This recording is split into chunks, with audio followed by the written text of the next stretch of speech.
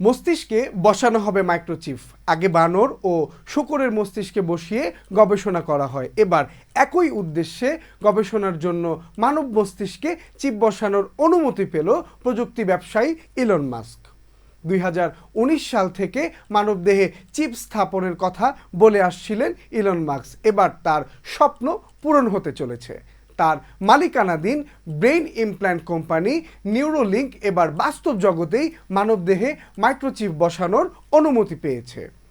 আসুন প্রথমে জেনে নেওয়া যাক নিউরোলিঙ্ক বা মাইক্রোচিপ কি। নিউরোলিঙ্ক একটি রোবোটিক সার্জিক্যাল টুল এবং একটি ইলেকট্রিক লোডেড কম্পিউটার চিপ তৈরি করেছে যা মস্তিষ্কের পৃষ্ঠে বসানো হবে। মাইক্রোচিপের মাধ্যমে সিনেমার চরিত্রগুলো সাধারণ মানুষের চেয়ে কয়েক গুণ বেশি তীক্ষ্ণ আর অধিক ক্ষমতা সম্পন্ন হয়ে গেলেও বাস্তবে সেটা কেমন হবে সেটা দেখার অপেক্ষা এখন পুরো বিশ্ব। ইলন মাস্ক আশা করেন প্রযুক্তিটি নিয়মিত আপডেট করা হবে। মানুষের মধ্যে পণ্যটির ক্লিনিক্যাল অধ্যয়ন নিয়ন্ত্রক বা বাণিজ্যিক সাফল্য নিশ্চিত করে না।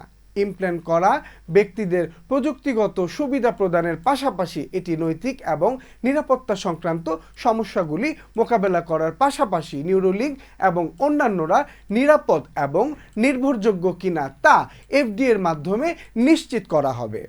তবে পরীক্ষা ও গবেষণার লক্ষ্য সম্পর্কে বা কখন ট্রায়াল শুরু হবে সে সম্পর্কে বিস্তারিত না জানলেও ইলন মাস্ক তার এই প্রজেক্ট নিয়ে খুবই আশাবাদী। এই প্রযুক্তি একদিন স্থূলতা, অটিজম, বিষণ্ণতা এবং সিজোফ্রেনিয়া সহ ওয়েব ব্রাউজিং এবং টেলিপ্যাথি সক্ষম করে এমন পরিস্থিতিতে মানুষকে সাহায্য করবে বলে তিনি আশাবাদ ব্যক্ত করেন। তবে বিশেষজ্ঞরা বলছেন বাজারে ছাড়ার ক্ষেত্রে প্রযুক্তিগত ও নৈতিক চ্যালেঞ্জ মোকাবেলায় নিউরোলিঙ্ককে ব্যাপক পরীক্ষা নিরীক্ষা চালাতে হবে। 2019 সাল থেকে ইলন মাস্ক চিপ স্থাপনের কথা বলে আসছিলেন। সবকিছু ঠিকঠাক থাকলেই এবছরই তার স্বপ্ন বাস্তবে রূপ নিতে পারে। নিউরোলিঙ্ক এরই মধ্যে শূকর ও বানরের মস্তিষ্কে সফলতার সঙ্গে মাইক্রোচিপ স্থাপন করেছে। ডিভাইসটি স্থাপন ও অপসারণের সম্পূর্ণ নিরাপদ বলে দাবি নিউরোলিঙ্কের। বানরের মস্তিষ্কে চালানো পরীক্ষাগুলো চিপ এমনভাবে প্রস্তুত করা হয়েছে যা মগজে উৎপন্ন সংকেত ধরতে পারবে। সেই সংকেত ব্লুটুথের মাধ্যমে হাঁটা বা দেখার জন্য ব্যবহৃত হবে ডিভাইসে।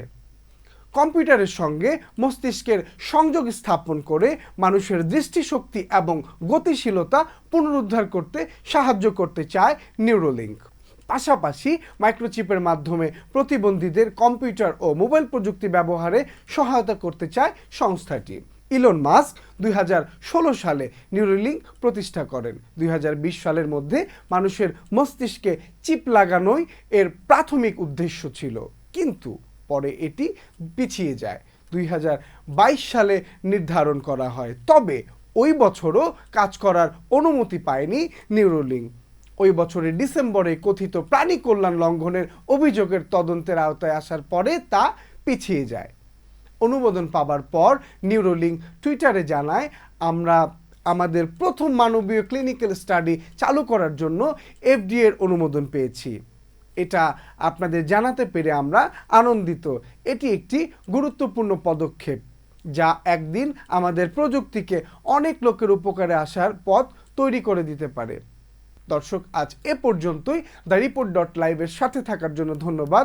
সর্বশেষ তথ্যের জন্য লাইক, কমেন্ট, শেয়ার, সাবস্ক্রাইব করে আমাদের সাথেই থাকুন।